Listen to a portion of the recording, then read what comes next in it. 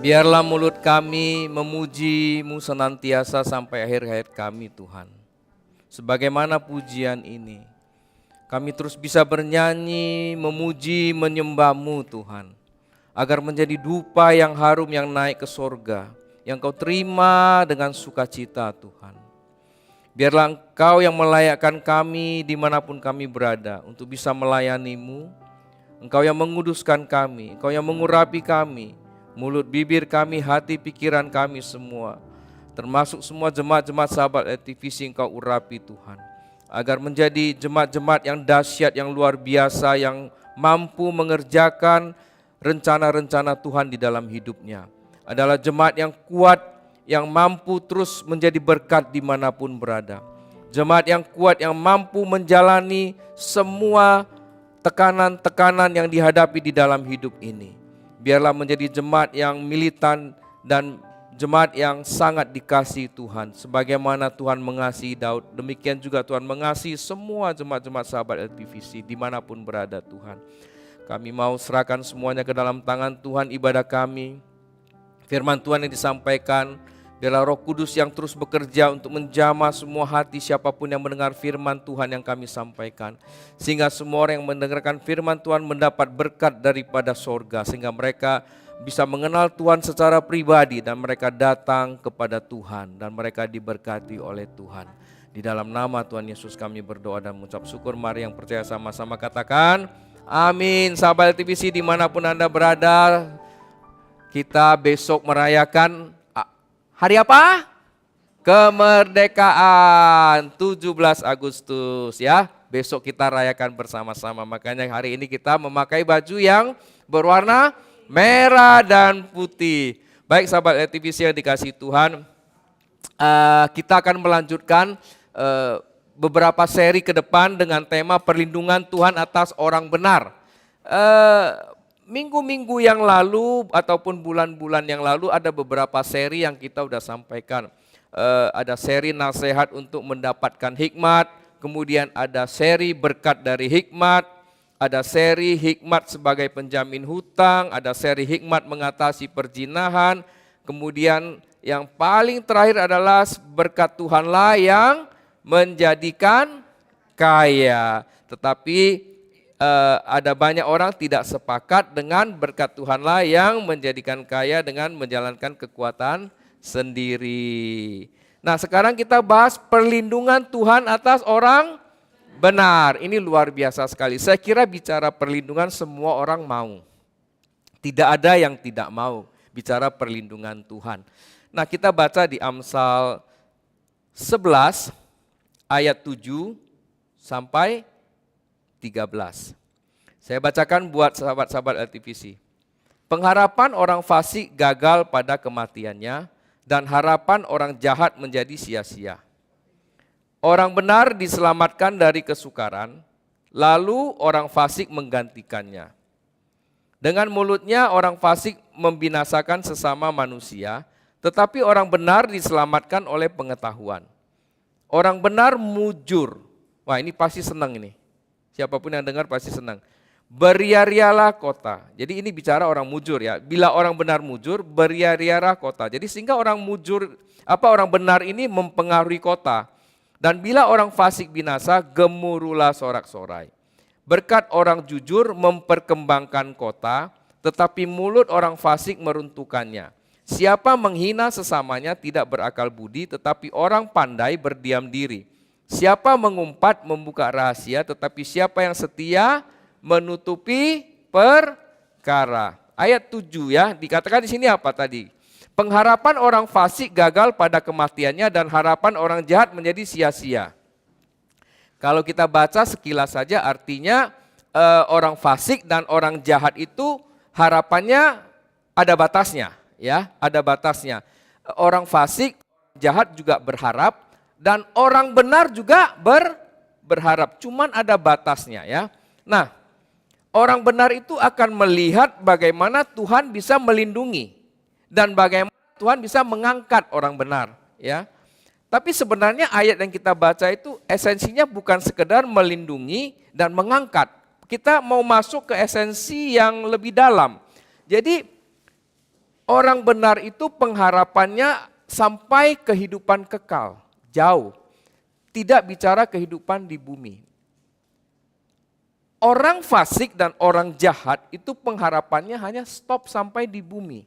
Jadi dia berharap hanya sampai di bumi, kehidupannya yang di bumi. Jadi mereka dikatakan sia-sia, gagal pada kematiannya adalah mereka tidak bisa berharap sampai kehidupan kekal.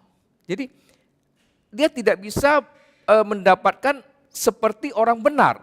Orang benar itu kehidupan di dunia itu singkat, kehidupan setelah kematian itu kekal, artinya lebih panjang. Nah, orang fasik dan orang jahat tidak bisa mendapatkan kehidupan yang panjang itu. Mereka hanya mendapat kehidupan yang di bumi saja, ya. Nah, saya mau anak Tuhan ini melihat lebih jauh. Karena kan begini, sering kita dengar, Pak, ya kadang saya juga ditanya, Pak itu kok orang fasik sama orang jahat hidupnya enak sih? Nah, ya Pak orang benar kok masih belum seneng-seneng sih? Kan itu pertanyaan yang sering, tapi jangan melihat itu. Ayat ini tidak mengajarkan kita melihat itu. Ya, ayat ini mau mengatakan harapan orang benar itu jauh lebih panjang tanpa batas karena kehidupan kekal. Tapi harapan orang fasik itu pendek sampai kehidupan ini ya. Nah, sering terjadi pertanyaan tadi yang saya sampaikan sehingga membuat orang benar itu apa? Hidupnya apa? Aduh, gue udah hidup baik nih. Ya udah gue sana aja deh gue jadi jahat. Gak begitu juga ya. Jadi artinya orang benar itu lebih jauh harapannya ya. Intinya begini, intinya kita melihat harapan ini bicara harapan ya. Harapan itu yang kita lihat adalah harapan yang kekal. Jadi kita tidak memandang susah atau senang. Ya, kita tidak bisa memandang fakta kehidupan susah atau senang. Itulah di situ bedanya. Yang kita pandang adalah harapan kehidupan kekal. Nah, susah atau senang itu tergantung diri kita juga. Bukan juga banyaknya uang orang hidup bisa senang. Enggak. Ada orang yang banyaknya uang banyak sekali tapi tidak senang. Enggak bisa juga begitu. Jadi hidup itu tergantung bagaimana Tuhan menaruh damai sukacita di dalam hati kita. Ya. Jadi pengharapan yang kita bahas ini adalah pengharapan yang jauh ke depan ya. Oleh sebab itu anak Tuhan, orang percaya jangan terjebak oleh situasi yang sementara ya. Tidak melihat jauh ke depan. Jadi jangan terjebak oleh situasi. Nah, tokoh-tokoh besar di Alkitab selalu tidak terjebak dalam situasi. Ya. Contohnya siapa? Yusuf. Yusuf itu tidak pernah terjebak oleh situasi. Walaupun dia tahu seluruh keluarganya akan datang kepada dia meminta pertolongan. Tapi dia tidak pernah terjebak oleh situasi. Artinya apa? Yusuf tidak pernah jadi sombong, tidak pernah menganggap dirinya hebat, tapi malah dia direndahkan orang. Ya, pada saat kita direndahkan orang tidak perlu kecewa. Lihatlah tokoh-tokoh Alkitab kita. Termasuk Rasul Paulus ya. Saya minggu lalu berbicara bagaimana dia di penjara, bagaimana dia ditangkap ya. Dia tidak terjebak dengan situasi itu, tapi dia mampu menjadi berkat dimanapun dia berada. Itulah orang-orang benar, itulah anak-anak Tuhan yang bisa jadi berkat ya. Jadi situasi sementara itu jangan jadi patokan buat anak-anak Tuhan. Contohnya ginilah, baru habis doa di gereja, misalnya ibadah hari Minggu. Pulang-pulang malam sudah bertengkar di rumah misalnya. Terus hati ngedubel. Ngapain saya ke gereja tadi siang? Ya enggak lah, jangan ambil situasi itu. Ke gereja ya ke gereja lain. Ini kan situasinya kan. Nah, bagaimana anak-anak Tuhan mampu mengendalikan situasinya. Nah, itu seperti itu. Jadi harapan kita tidak boleh sesaat ya. Karena orang fasik maupun orang benar dua-dua itu bisa mendapat berkat umum dari Tuhan. Karena Tuhan memberikan hujan pada orang benar dan orang fasik, orang jahat. Jadi Alkitab sudah menulis. Jadi jangan jadi ukuran sementara itu ya. Nah, orang benar harapannya itu dijawab Tuhan itu never ending. Nah, itu harus diingat. Orang fasik atau orang jahat itu harapannya itu ada endingnya, ada batasnya, sampai ada waktunya dia berhenti. Stop, tidak dilanjutkan lagi. Nah, itulah bedanya. Oleh sebab itu janganlah memandang orang fasik atau orang jahat jadi ukuran. Jangan memandang seperti itu. Pandanglah orang benar jadi ukuran. Ya, gini loh. Beberapa waktu lalu kan kita pelayanan ke panti kan. Saya sering ngomong, saya mungkin udah 2-3 kali ngomong kalau iman mereka itu jauh lebih besar dari kita. Pandanglah seperti itu. Jangan memandang kehidupan orang fasik yang senang, yang membuat hati kita apa? Menjadi iri, dengki, benci, sehingga kita sendiri merusak diri sendiri. Harapan kita nanti akan seperti dia, ada endingnya. Tetapi harapan orang benar itu tidak ada endingnya, ya. Itu yang penting buat kita. Kalau harapan itu ada endingnya, artinya dia tidak bisa menyelesaikan tugasnya pada akhirnya. Tetapi orang benar itu selalu bisa menyelesaikan tugasnya pada akhirnya, ya. Kita lanjut ayat 8. Orang benar diselamatkan dari kesukaran, lalu orang fasik menggantikannya. Nah, ini jelas. Nah, dari ayat 7 masuk ke ayat 8, ini jelas sekali ya. Nah, ada perkara-perkara besar yang dilakukan Tuhan kepada orang benar. Ini ayat lain yang baru kita baca ya. Nah, kita ini benar-benar ada privilege dari Tuhan sebenarnya buat kita ya. Kalau kita baca ayat ini, orang benar diselamatkan dari kesukaran. Nah, dikatakan di sini, jadi orang fasik itu menggantikannya seperti pertukaran aja ya. Artinya apa? Orang benar bisa masuk masa sukar enggak? Kalau baca ayat ini. Sangat bisa. Kenapa? Orang benar diselamatkan dari kesukaran. Artinya kan ada di dalam kesukaran. Makanya kalau dengar firman Tuhan harus hati-hati. Kalau dikatakan kita itu selamanya enak, itu hati-hati itu. Di sini ayat katakan kesukaran itu ada, bisa dihadapi oleh orang-orang benar. Jadi kalau hadapin masalah jangan cepat ngambek ya.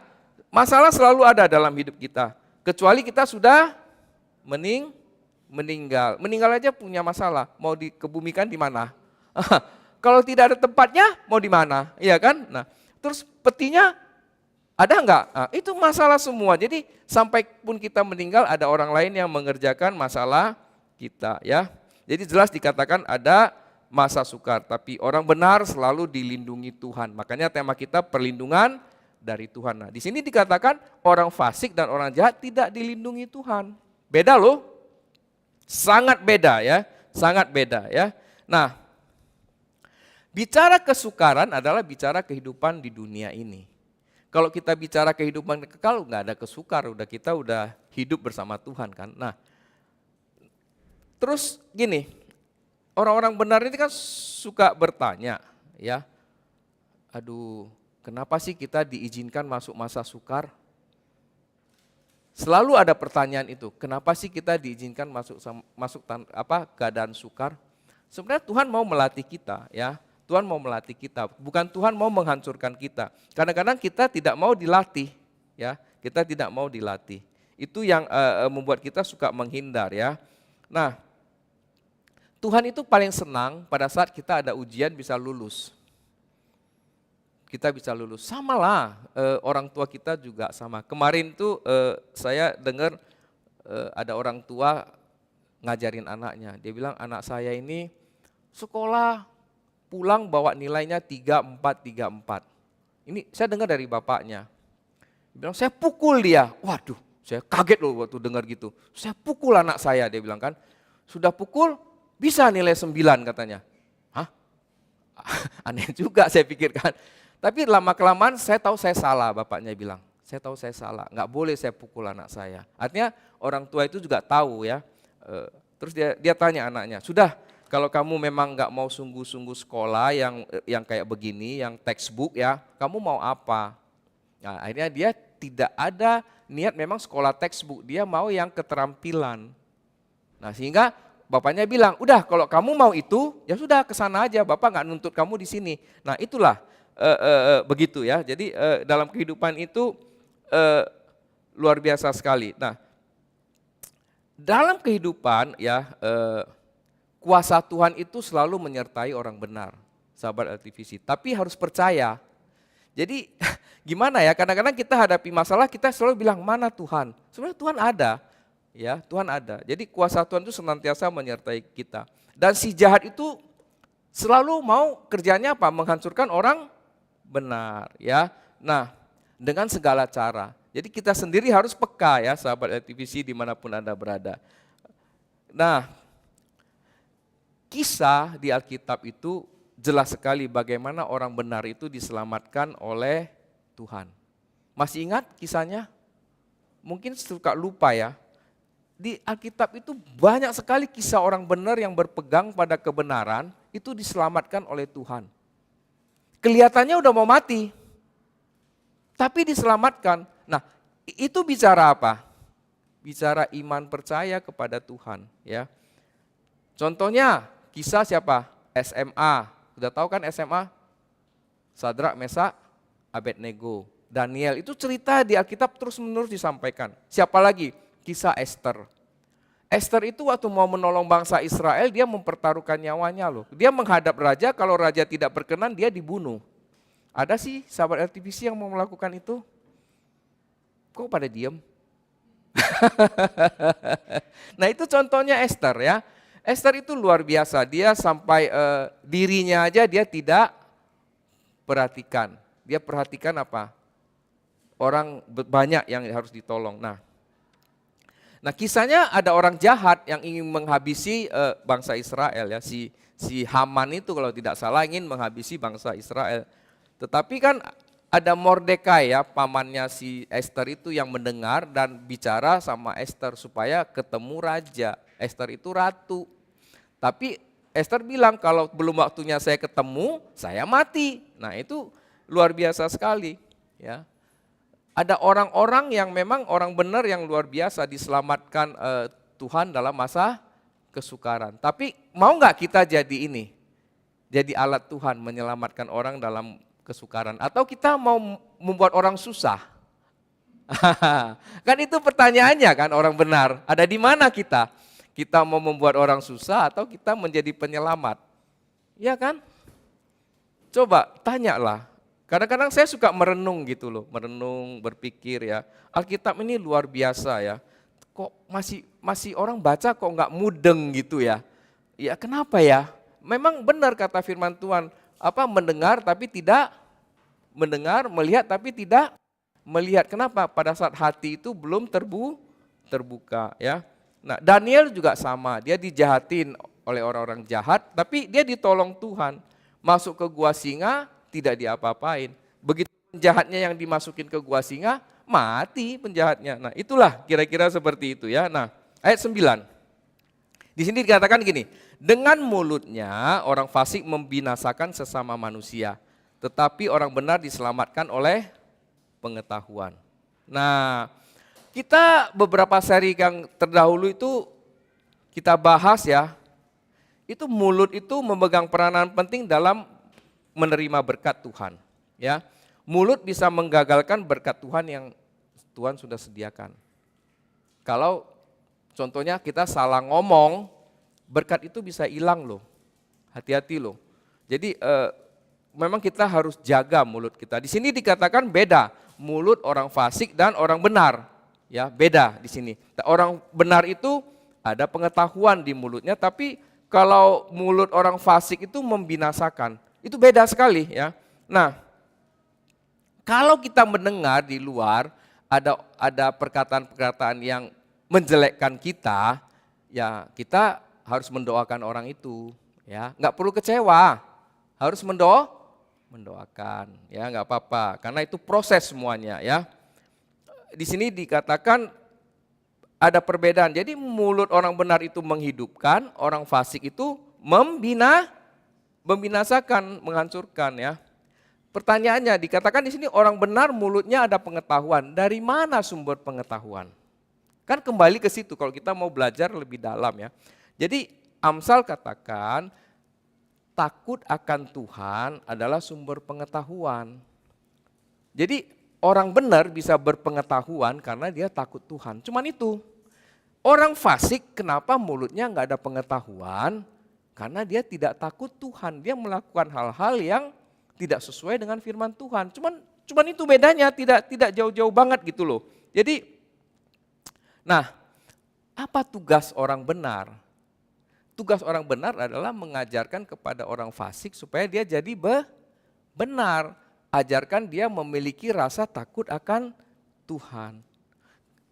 Mulut ini penting kalau baca di Yakobus. Mulut ini kecil, lidah ini kecil, tapi bisa membakar apa saja.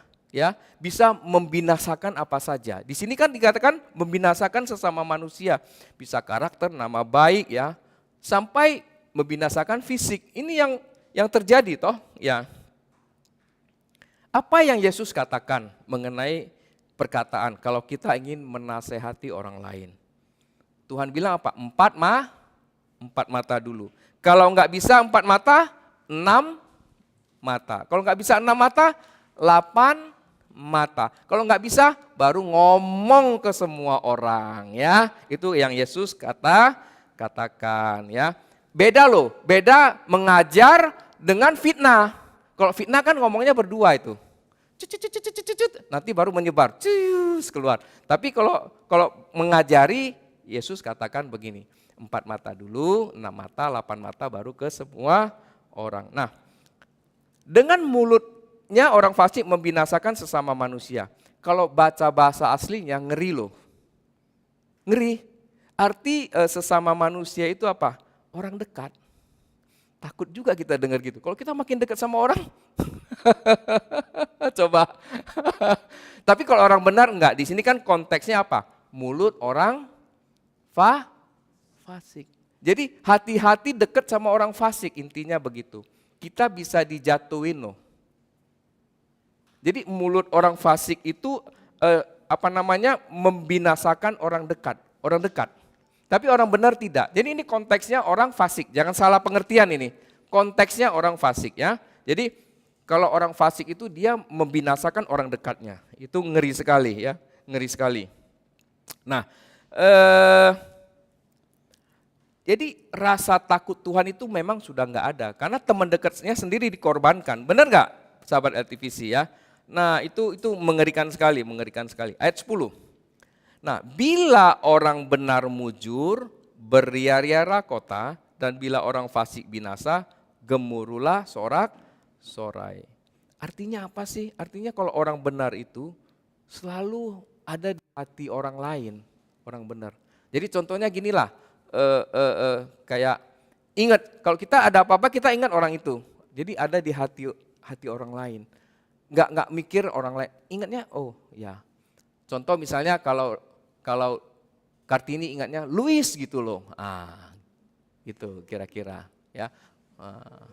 Atau Luis tiba-tiba ingatnya Tiwi gitu, langsung, begitu. Jadi ingatnya begitu. Terus Bugem ingatnya Robin misalnya gitu, gitulah. Jadi itu di hati. Jadi saling ini semuanya ada ya. Kalau Petrus ingatnya siapa Petrus? Kucing. Gak bercanda dia ya. Oke, jadi itulah. Jadi orang benar itu selalu ada di hati orang lain. Jadi kita ingat terus, gak pernah lupa ya. Kemana-mana ingat bahwa oleh itu. Artinya kita ada di hati. Luis jalan-jalan oleh-oleh mana? Oke. Oke ya. Nah, jadi ingat, keberhasilan orang benar selalu didukung oleh orang lain ya.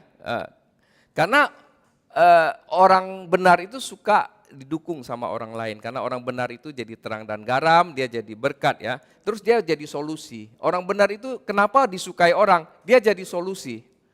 Jadi suka bisa membantu orang jadi solusi ya. Bisa melepaskan, melegakan dan masih banyak lagi. Jadi gini, kalau orang benar itu kalau jadi solusi, diingat orang enggak? pasti diingat lah. Misalnya gini lah, kita lagi susah, kita pernah ditolong orang, ya ingat, nggak mungkin lupa. Ya kan? Pasti ingat. Ya, itu orang benar itu, ya, udah pasti ingat. Dan dia pasti tidak meninggalkan orang yang pernah menolongnya itu. Jadi orang mujur, orang benar itu selalu diingat orang. Kan beda dengan orang fasik di sini. Orang fasik dikatakan kalau binasa orang malah ya sudah pergi dia kan gitu, nggak diingat sama sekali. Nah, jangan seperti itu. Jadi orang benar itu harus diingat ya. Nah, gini loh. Berarti kan ada dua karakter yang berbeda. Karakter orang benar sama karakter orang fasik ya. Nggak usah jauh-jauh lah. Kita ngomong keluarga aja. Dilahirkan sama, di dunia yang sama, ya kan? Dari bapak ibu yang sama, dari rahim ibu yang sama. Keluar kakak adik, beda karakternya. Nah, oleh sebab itu apa? Butuh Tuhan ya, butuh Tuhan ya. Jadi ingat, karakter fasik dan benar itu jalannya beda. Dan tidak pernah ketemu ya. Apa sih yang mempengaruhi karakter kita sebenarnya? Alkitab mengatakan apa? Mengenai karakter. Itu adalah bawaan genetika sebenarnya. Jadi semua orang itu harus bertobat. Kita itu dilahirkan berdosa. Jadi kita butuh pertobatan supaya semua yang jahat itu bisa diputuskan ya. Nah, karakter itu bisa dibentuk kalau lihat anak kecil itu dididik dari kecil sejak lahir ya. Apa yang dilihat itu ditiru ya. Jadi kalau contoh ya di keluarga itu banyak bertengkar, anak-anak juga kehidupannya akan keras. Jadi itu harus diingat itu. Jadi jangan sampai nilai-nilai emosi itu mempengaruhi kehidupan anak kita, bukan firman Tuhan. Jadi dasarnya harus firman Tuhan, jangan emosi yang diajarkan kepada anak-anak kita. Ajarkanlah nilai-nilai kasih Tuhan dan buah-buah Roh Kudus yang Tuhan sudah sampaikan kepada kita ya. Nah, anak-anak itu melihat orang tua itu sebagai panutan ya, sebagai panutan. Oleh sebab itu kita perlu sebagai orang tua itu memberikan teladan bagi anak-anak kita ya. Nah, pendidikan adalah salah satu faktor yang membuat anak-anak kita bisa lebih mencintai Tuhan sebenarnya. Pendidikan yang sangat penting ya. Dan hati-hati dengan pengalaman teknologi media zaman now sekarang yang bisa membuat karakter anak kita menjadi rusak juga ya. Nah, di dalam kehidupan ini kita mau tahu karakter orang, lihat aja pergaulannya, lihat aja teman dekatnya. Nah, kita tahu karakternya ya. Minimal 2 orang aja kita udah tahu siapa teman-temannya sebenarnya. Ayat 11, saya cepat aja karena waktu berjalan terus. Berkat orang jujur memperkembangkan kota, tetapi mulut orang fasik meruntuhkannya. Nah, di sini kita bisa membedakan ada perlindungan Tuhan sama tidak ada perlindungan Tuhan. Jadi kalau ada perlindungan Tuhan itu memperkembangkan kota. Artinya kalau kita ada perlindungan Tuhan, kita bisa mengerjakan banyak sekali hal-hal yang membuat orang lain berdampak gitu loh. Nah, kalau tidak ya itu jadi meruntuhkannya.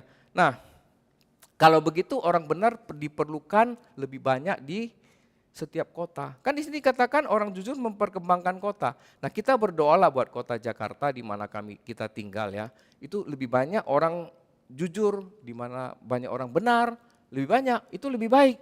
Kenapa? Kota itu akan makin bagus, makin indah, makin rapi ya. Nah, makin kuat ya. Karena jujur itu berasal dari hati, demikian juga perkataan berasal dari hati. Karena tadi dikatakan orang fasik itu dengan perkataannya bisa meruntuhkan teman dekatnya. Nah, kalau begitu sesuai dengan tema kita perlindungan Tuhan atas orang benar, mulai dari diri pribadi, kemudian keluarga, gereja, masyarakat, dan bangsa. Dia terus berjalan ya. Apa sih artinya jujur? Itu menyangkut sifat, menyangkut karakter, menyangkut hati, dan itu sinkron antara perkataan dan perbuatan serta hati dan pikiran kita ya. Ya bahasa sederhananya jujur itu ya orang tidak suka bohong, tidak suka curang gitu loh. Itu bahasa sederhananya. Jadi jujur itu dikatakan apa? Memperkembangkan kota, membawa berkat yang banyak. Itu janji Tuhan, itu firman Tuhan ya. Nah, sebaliknya kalau bukan berkat itu meruntuhkan. Jadi meruntuhkan artinya kan tidak ada apa-apanya. Sayang, pekerjaan sia-sia ya, pekerjaan sia-sia. Jadi keberhasilan hidup pada dasarnya apa? Bicara berkat orang jujur memperkembangkan kota, keberhasilan hidup pada dasarnya apa? Kepercayaan, bisa dipercaya ya. Nah, di belakang kepercayaan itu ada kata jujur, di dalam kata jujur ada apa? Transparansi. Jadi tidak ada dusta di antara kita. Nah, tidak ada yang disembunyikan dan tidak ada yang dirahasiakan. Itulah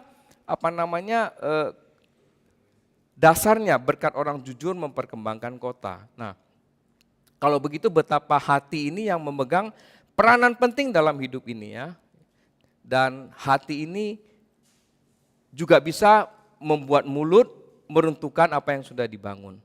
Nah, salah satu konglomerat yang sudah almarhum berkata, dia pengusaha besar, dia bilang kalau saya cari karyawan, saya tidak cari yang pintar. Seorang konglomerat. Yang saya cari, yang saya interview hanya satu, jujur. Yang lain saya bisa ajar. Yang lain saya bisa ajar. Kalau enggak jujur, percuma dia bilang. Pinter banyak orang, tapi saya butuh jujur. Itu kata seorang konglomerat. Ya. Ayat 12. Siapa menghina sesamanya tidak berakal budi. Tuh, siapa menghina sesamanya tidak berakal budi. Tetapi orang pandai berdiam diri. Nah, ini berkaitan dengan mulut. Jadi mulut yang suka menghina itu tidak berakal budi. Waduh, sayang sekali ya. Jadi kalau ternyata orang yang pepatah mengatakan apa? Silent is golden. Jadi orang bijak itu lebih baik memilih apa? Milih diam ya daripada salah ngomong. Kalau tidak ngomong-ngomong terus juga salah, masa diam. Coba suami istri diem terus nggak ngomong-ngomong, salah. Ya mesti ngomong ya. Jadi intinya bukan ke sana tapi perkataan yang benar sebenarnya ya. Jadi perkataan yang benar ya. Jadi tidak berakal budi itu artinya tidak ada nalar sebenarnya, kurang logika maupun daya pikir. Jadi memiliki kapasitas moral yang rendah, kemudian kepekaan emosi yang rendah dan hati nurani yang tumpul, itulah tidak berakal budi. Nah, maka dikatakan di ayat sebelumnya kalau tidak berakal budi itu bisa meruntuhkan segala sesuatu, hubungan sesama dan lainnya itu bisa dirusak sama dia. Ayat 13. Siapa mengumpat membuka rahasia tetapi siapa yang setia menutupi perkara. Nah, dalam hal ini orang benar tahu kejelekan orang lain tapi dia diam. Tetapi orang fasik membuka rahasia dan mengumpat merendahkan orang lain. Nah, itu di sini poinnya di sini. Jadi kita orang benar itu harusnya lebih bijak dari orang-orang fasik di luar sana ya. Makanya dikatakan di firman Tuhan di Matius 23 ayat 12, dan barang siapa yang meninggikan diri sendiri akan direndahkan oleh Tuhan. Jadi barang siapa yang merendahkan diri maka akan ditinggikan oleh Tuhan. Ini luar biasa sekali ya.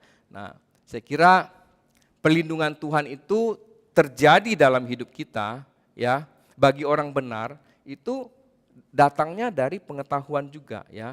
Jadi orang yang berpengetahuan itu adalah orang yang takut Tuhan, yang mau belajar, memiliki karakter jujur dan mampu mengendalikan diri. Saya undang pemain musik, WL Singer, saya sudah hampir habis.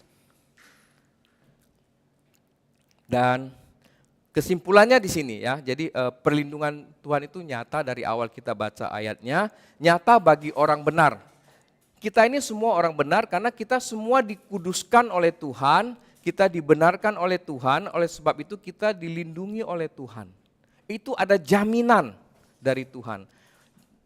Oleh sebab itu janganlah kita jadi orang fasik ya. Jadi memiliki rasa takut akan Tuhan ya, memiliki karakter jujur dan mampu mengendalikan diri, maka Tuhan akan melindungi kita di bumi dan di sorga. Jadi pelindungan kita dari Tuhan itu dari bumi sampai ke sorga. Tetapi orang fasik hanya sampai stop di bumi. Jadi jadilah orang benar, dan kita mendapat perlindungan Tuhan ya.